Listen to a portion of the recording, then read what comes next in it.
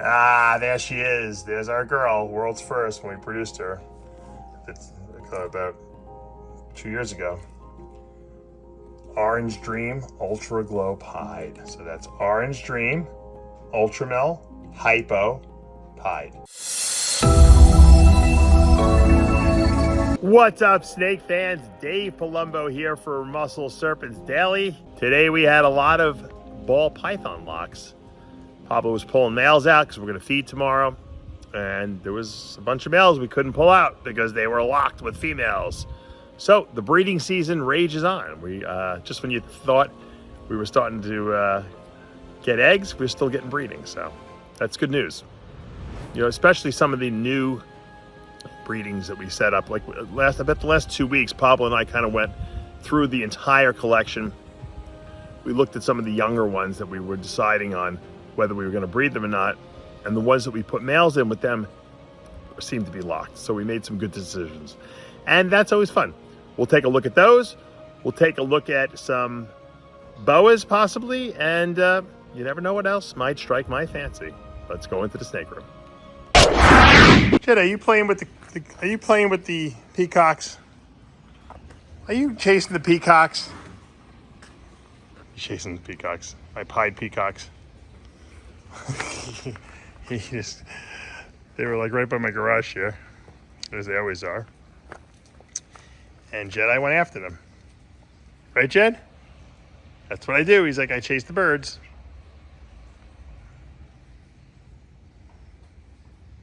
Don't you eat my newly planted plants. But there goes Jed. There goes Jed. Jed, they love you. They protect you. Oop, oop, oop, oop. Peacock's coming after you. He's going to hide. Yeah, you show him who's boss, you guys.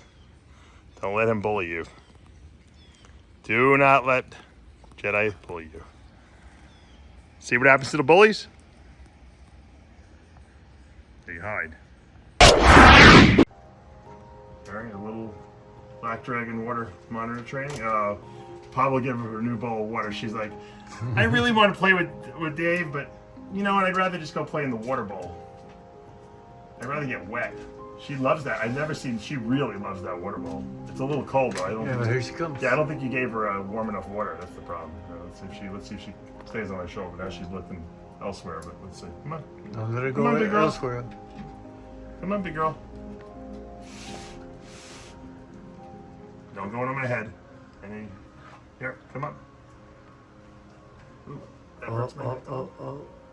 It's like she wants to go down your back. No, come on, big girl. Here she comes. Come on, Anna. Good girl.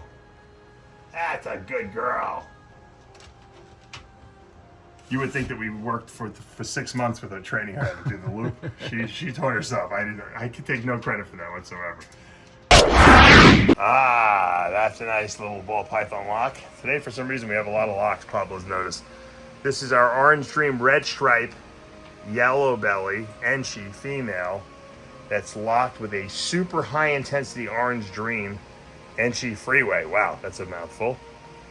So we would be looking, what our goal here, Pablo and I, is to produce some Red Stripe Freeways, or Red Stripe high intensity Orange Dream Freeways really is what we want.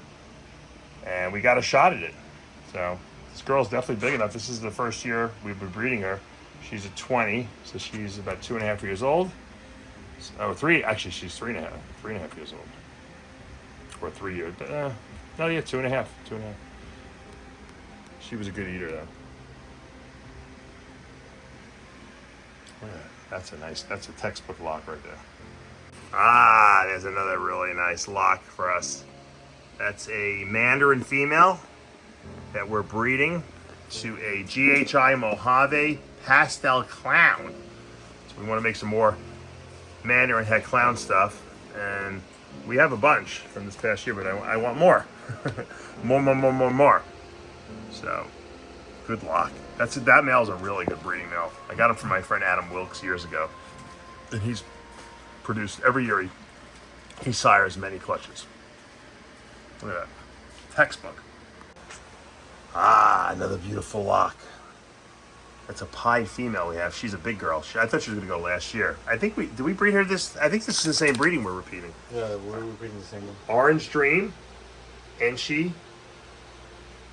Yellow Belly, Champagne. What did I write here? Banana. Banana. Oh, yeah, banana. I forgot, of course. That pied. So this will be a good breeding. I love Champagne het pied stuff. It looks like pieds. Banana's great. This is also possible het hypo, so you never know what could happen here. But all right, let's put them down. Who said that a male in shed will not breed? Yeah, this boy will breed anything. He's a very blurred out banana Enchi orange dream, leopard yellow belly pied, being bred to a beautiful pied female I have here. Even in shed. Look at that. There it is. You can see that eye. I'm not lying. That man will breed a water horse. Yeah, he's a good breeder. The key is with this boy is because he'll breed so much, you have to make sure he's really well fed. So Pablo tries to feed him bigger prey items like small rats as opposed to mice, because these guys will breed themselves into a respiratory tract infection because they get their immune system so suppressed. So if you have a male like this, be very careful. Make sure you feed them in between every week. We pull these guys every week. It's a pain in the ass, I know, but every week we pull them out unless they're locked and we feed them. All right, now this is my Mandarin female that's double het albino pied, and we're breeding her to an albino pied male to try to produce some Mandarin albino pieds. Now we missed last year. We used her sister, who was a little bigger than her, and we hit two Mandarin pieds. We just that are het albino, but we didn't get the albino pied. So maybe this year we'll get it from her. Obviously, using a visual albino pied is always helpful. Now the goal would be to do the super Mandarin albino pied at some point, or just even the super Mandarin pied would be great as well. So we'll leave these guys alone, and I'll show you some of my Mandarin pies that I made. All right, so this is one of our Mandarin pieds that are also het albino 100%. And just really, really nice. Got a little smiley emoji there. And you can just see the reds in there. And when he was born, had really dark head. Those dark heads are really what typifies the Mandarin pieds. And I can't wait to breed this boy back to one of his either mother or his aunts, because they're double het albino pieds. Because I really want to produce super Mandarin pieds, super Mandarin albino pieds. I think those would be really cool. All right, and here's the other male Mandarin pied I produced with that really dark head, which is really stands out. That little striping. This is actually a better representative of the Mandarin pied, I think. They're both Mandarin pieds, and they're all het albino too. And I might even be convinced I might even sell one. I have two males. If anyone is interested, you can hit me up. I might sell one. Make some space and get a little money so I can buy some more snakes. God forbid I save it, right? Yeah. You guys know. You guys are all breeders and buyers as well. We have addictions. We have snake addictions, and that's why we have to breed snakes so we can buy more snakes. That's how it works. So this is Mandarin pied het albino. Look at this beauty. This beautiful male. Enchi. Super orange dream. Pied. Het ultramel. Possible het hypo. That's a powerhouse male right there. Look at that. You can see the Enchi in this because it's very low white pied. We know Enchi does that. Super OD, very, very orange. And then we have the het ultramel brings it to another level, because think about what a super orange dream ultramel pied is going to look like. That's just off the hooks. Now this is also possible het hypo, so you can imagine it proves that het hypo too. That would be phenomenal. I mean, you've seen our Orange Dream Ultraglow pieds. They're off the charts. This has the potential to take it to the next level because this is Super Orange Dream. So I'm trying to produce the Super Orange Dream Ultraglow pieds. That's next on the agenda. Ah, there she is. There's our girl, world's first when we produced her. It's about 2 years ago. Orange Dream Ultraglow pied. So that's Orange Dream, Ultramel, Hypo, pied. Triple recessive with the Orange Dream. And she is putting on a lot of, she's putting on some nice size. She'll breed for us at the end of this year probably, I would think, because she's eating really well, assuming she continues to eat well. I'm really happy. She's really, really turned out nice. And you know what the funny thing is? We know the ball pythons dull out a lot when they get older. She has gotten better and better and better, which is consistent with Orange Dream, but it's also consistent with Hypo and Ultramel. So they all get better as they get older. Beauty. Look at that beauty.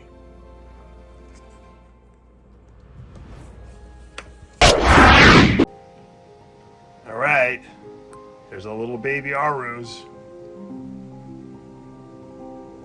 I don't know why my camera always has trouble picking these guys up. Beautiful. That yellow is just exquisite. Look at that baby. That is perfect. They only stayed that color. Actually, some of them do. Some people have some really nice high yellow ones I've seen. And look at that. They're really eating well too. They're doing pinkies now. A few of them are still doing pinky heads, but by and far, most of them are eating. I'm really pretty excited about that. A little update on the Pitayus mucosus, oriental rat snake, albino oriental rat snake, that is. Really, these are like almost my favorite snakes now in my collection. I know they're just a typical. It's a rat snake, but they're captive born too, so and that's something that you don't see a lot. You don't see these albino Pitayus mucosus. You don't see them captive born. Most of them coming in for the wild, but you probably don't see any. The albinos are probably the only ones that are being captive born for sure. But yeah, I mean, really nice. Look at that eye. The eye is just super cool. And I can't wait till they get older. They're like berms. The berms start out like really orange like this with a lot of like contrast in them, and then as they get older, they get like whiter. And these snakes get like almost completely white looking. And you know I love white snakes, so I like them in their juvenile form, I like them in their adult form. All right, the olive python's out. Actually, one of them is. My male is.